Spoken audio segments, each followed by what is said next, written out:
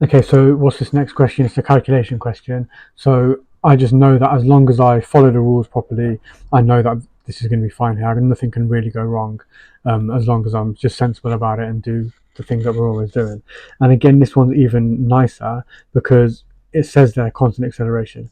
And we've already said before, as soon as I've got a calculation question about constant acceleration, I know there's going to be two, it's got to be one of two equations. It's going to be a equals v minus u over t, or it's going to be v squared minus u squared equals 2ax. And how do I know which one I've got to use? Well, it's always the same thing when these acceleration questions, constant acceleration. I'm looking, does the question say anything about time, or does it say anything about distance? Well, let's have a look at the question. This one's a bit more obvious because it says calculate distance. So this has obviously got to be this equation over here that I'm going to be using. So I'm going to be making sure that I am checking for any conversions first. So meters per second squared, that's okay. Meters per second, that's okay. Meters per second, that's okay. But look how I'm making, I'm not getting so relaxed. Or look how easy it is, this acceleration question, calculation question. I'm just making sure I'm doing the same thing, the consistent thing. I'm just going to get these marks. I don't want to risk any of these easy marks. So I've checked for conversions. I've identified the correct formula. I'm going to write the formula down. No shortcuts, no being silly. I just want to get these marks. What am I looking for? I'm looking for x. So the first thing that I'm going to write down here is x. Now, have I got all of the other things? Have I got v squared? Well, v means I've got v means final speed. So if he's going to q, this one here must be the final speed. So I'm going to say 24. I'm not going to forget to square it. I've said 24 squared minus u squared. So that's going to be minus 7.6 squared equals 2 times a times x. Now this is where some students sometimes make a mistake because they just assume, oh, it's a, it's always going to be 10, but it tells me the acceleration is 3. A is only 10 if you're dropping something. So I'm going to say this is going to be 3 over here times x. Now if I'm good at rearranging, I can just rearrange this in one go and get the right answer. But obviously, if I'm not, and people might be watching this struggling, thinking, oh, what's the easy way to do it? I'm just going to work out the left-hand side first. So in my calculator, I'm just going to put 24 squared minus 7.6 squared because that's just simple for me to do. So I can just write on here 518.24 equals 2 times 3 times x. Well, that's the same as 6 times x. Now, even if I'm not that good at rearranging, this has become much easier for me to rearrange now. So I can just go, well, 518.24 divided by 6 is going to be equal to x. So 518.24 divided by 6. I'm still showing all my working just in case I do make a mistake somewhere. And I'll write the full answer of the calculator. 86.373 recurring is going to be equal to x. And I'm going to always round to two significant figures unless it tells me otherwise. And this doesn't say anything, so I'm going to say 86. Yeah, I'm happy I've got 3. So we've got a circular motion question over here. I'm saying that it's meant to be circular path. And at GCSE, there's only really a couple of things that they test me about circular motion. They're testing me two things. That's, do I know that it's always, to move in circular motion, it's got to be a force towards the center, and do I know that it's called the centripetal force? Now at A level, they would put in as well that you've got to know it's a description of the force, not the type. So there's another force that's equal to centripetal force, which we've done in lessons as well, just to do it properly. But in the exam, what I think is probably going to come up is just those two things they're going to be testing. So do you know that it's called centripetal force? Do you know it's towards the center for something to move in circular motion? So what's this saying? What's it called? Well, I should just know it's called the centripetal force. And the next question, it says draw an arrow. Well, I know it's got to be towards the center of the circle. Now I'm going to be pretty careful here because I don't want to do anything silly and accidentally draw like a wonky arrow or anything like that. So it's not going towards the center. So I'm just going to mark the center on there like that. And now I can draw the arrow right up to there. And I can show the examiner that I know that is meant to be towards the centre. So don't take any risks here by doing it too short and maybe making it a little bit wonky. Just do what the examiner wants you to do. So I've definitely got this mark now. I've definitely got this mark. What's the next question asking me? Well, what's the thing that stands out? It says moving at a constant speed, not moving at a constant velocity. So straight away when I'm seeing this stuff about speed, velocity, so I know the keyword that I've got to use. This is a question about vector scalar. So why isn't it moving with a constant velocity? I'm going to use the keyword straight away. So velocity is a vector. And then because it's 2 marks, obviously I've got to explain what that means. So that, or how it applies to the question. So I'm saying the direction is changing because it's moving in a circle, therefore the velocity is changing. Now, another way they might ask this in the real exam is, instead of saying why isn't it moving with a constant velocity, well, what do we know what's called a change in velocity? It's called acceleration, rate of change in velocity. So the question might be, oh, it's moving at constant speed, why is it accelerating? But it's the exact same thing, because I'm just going to use the same thing about scalar vector. The next part of this question, or next part of this question, is a graph question. So whenever I see a graph in the exam, I know I'm not going to be happy until I've taken readings from that graph. There's going to be something, I'm going to be looking for an opportunity to draw on the graph and show the examiner I know how to read a graph. That's a skill that always comes up when there's a graph question. And then also I can see from this one, there's an unfamiliar equation here, so they've kind of combined two types of questions together. So I know I'm going to have to show how to sub in, get readings from an equation, and also take readings from a graph. So the first thing that I'm going to do now that I'm actually looking at the question is just make sure I'm looking at the axes, so there's no conversions that are going to trick me, so that's okay. I can write down the formula, v squared over c, and now because I know that it's c that I'm looking for, I'm just going to write down c first. I'm not going to try to rearrange it in case I rearrange it wrong. I want to get my substitution mark first, so I'm going to put the c in there, that's okay. And now, can I get readings for d? Can I get readings for v, or v squared over here? Well, I'm going to look at anything on the graph that is like reasonably nice. So none of them, it doesn't look like it goes through any of these nice big points over here, which is a shame, but this one that I'm doing now is quite close to it, so we can be using that one. But I'm just going to undo that last mark that I've made.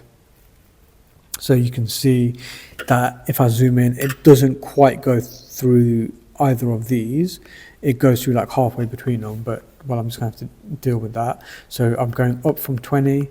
I'm very clearly drawing the line on the graph, and it goes there halfway between those. Obviously, in the real exam, you need to be using a ruler, and then I'm going to be going across over here, show the examiner that even if I can read it, even if I end up getting it wrong or something like that, at least the examiner can see what I was trying to do. So where did it stop here? It stopped halfway between these two squares. So I just need to now know what is the value of this square. So a mistake that a lot of students will go, oh, 30, the next square must be 31, and then that's 32, 33, 34. Well, that doesn't make sense, because that number there is 40, which means it must have gone up in twos. So if this one here is 32, what's the reading that I've got? Well, that reading that I've got must be 31. So now I can go back to my formula that I wrote earlier, and just make sure that I'm putting the numbers in correctly. So D, which one of these was my D? This one was D over here, which is 31. So I'm going to write 31 over there. And then my V was 20, so I'm going to write down 20. And as with a lot of unfamiliar graph ones, there's always a square in there, or very often there's a square in there, because they know students will panic with the fact that there's an unfamiliar equation, and then by the time they do something, they'll be so relieved that they'll forget the square. So I'm not going to forget that. I'm going to make sure that I'm putting that square in there. Okay, so I'm pretty happy that I've done most of this now. I just need to make sure that I can rearrange this properly. If you struggle with rearranging, just make sure that you do something separately about that, but I'm not going to cover it in here. But you can ask me for help or whatever. If you know that equations is the most important thing, it's going to get you the most marks in the exam. So I've got, just going to rearrange this one now. So I'm going to say C equals 20 squared divided by 31. I'm going to put that into my calculator, 20 squared divided by 31, and I'm getting the answer of 12.90322. Write the full number of the calculator. Now I'm going to round that to two significant figures, so the answer that I'm going to be writing down on there is 13. Now the next part of it, so this is probably just going to be a single mark now, which is getting the units. So how am I going to get the units for everything? Well, it tells me that, or I've just worked out here how to get C. Well, what did I do to get C? I've got to rearrange this equation to make it say C equals. So I'm going to bring the C up over here. That's how I rearrange it. Take the D down there. So C equals V squared divided by D. Now I've got to put those things in. So what's V measured in? I can see V is meters per second. So it's going to be meters per second. But I've got to square it. Divided by what's D measured in? D is measured in meters. So I'm going to put that as meters. Haven't got space to do it here, I'll do it down here. So I've got meters So if I've got meters per second squared, I'm going to end up with meters squared per second squared divided by meters. So this meter there can cancel with that meter. So what am I left with? I'm left with meters per second squared. So I know that this is the answer I'm going to be getting. Now that's something that you can almost guarantee is going to be tested in the formula.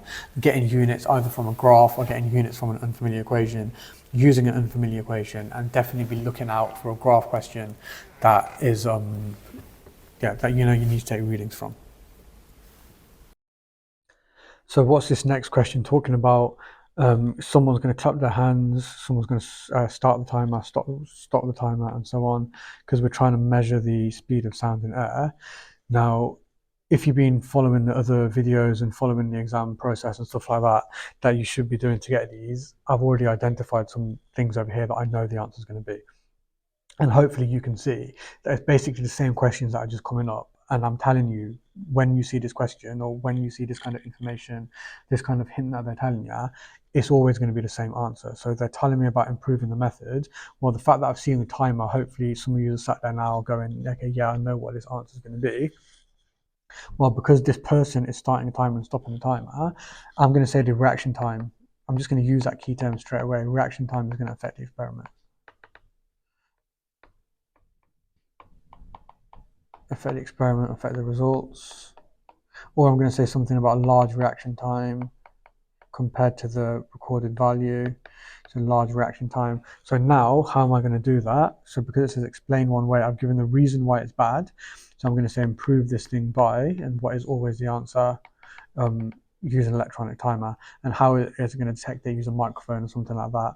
So using electronic timer or data logger, and I'm just going to say all of those things, timer and data logger with microphone, because I don't know if the examiner is going to be particularly strict and say I've got to use this exact term.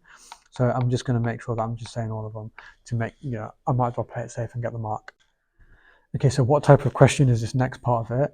Describe how the student could extend the investigation. Again, I'm seeing the word investigation and it says to determine as well. So these are all the words that are telling me this is a practical question. It's an investigation question. I'm just doing the exact same thing that we did previously. I'm not going to write the whole thing out again, but let's just go through the same process and see if I can get the marks from here.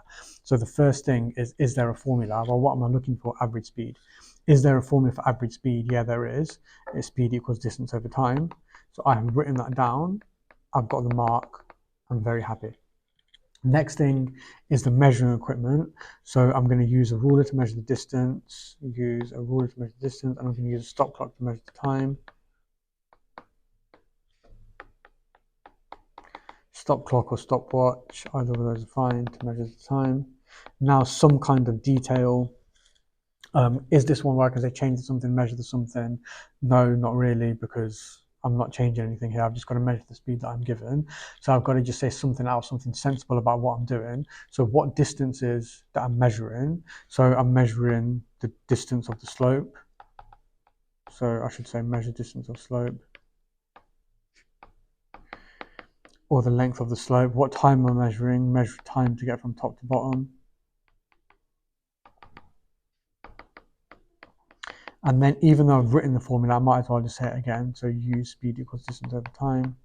And obviously make sure you're writing out in full in the exam. I'm just trying to do it quickly. Repeat and take an average, always going to say that. Can I say plot a graph for this one? No. But look how many points I've made. I've definitely got 3 marks for this question.